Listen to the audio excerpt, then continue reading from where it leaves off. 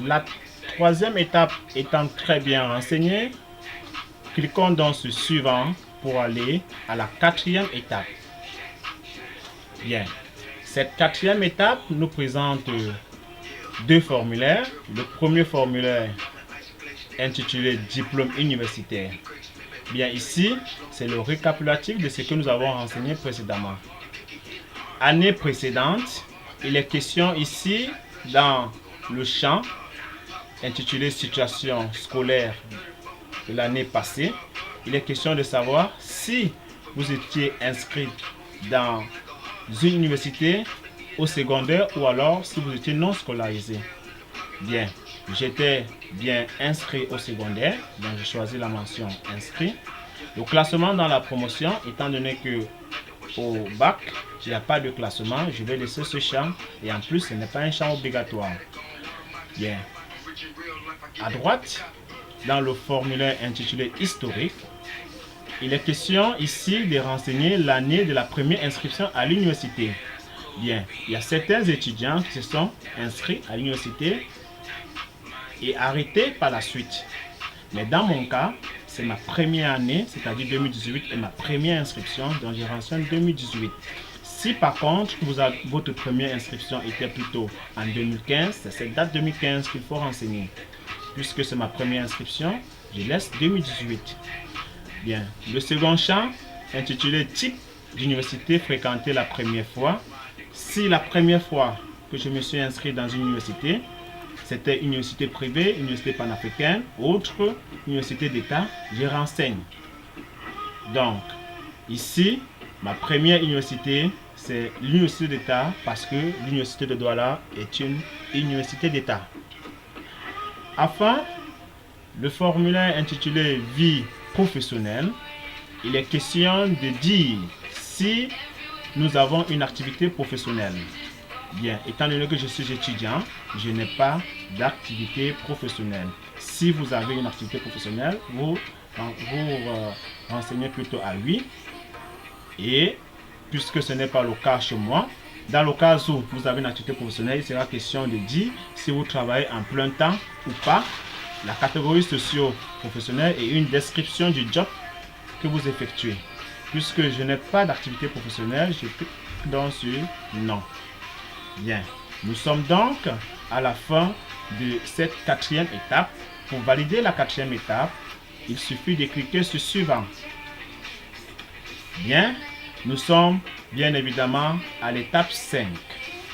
À l'étape 5, nous avons des informations sur les aptitudes physiques. Bien, le premier champ ici, c'est avez-vous un handicap? On veut savoir si vous avez un handicap sur votre corps, si vous êtes mutilé quelque part, si vous avez mal, je ne sais pas, je dis n'importe quoi, si vous êtes borgne, ou alors si vous avez un pied fracturé, si c'est le cas, vous devez mettre oui, mais dans le cas contraire, c'est non.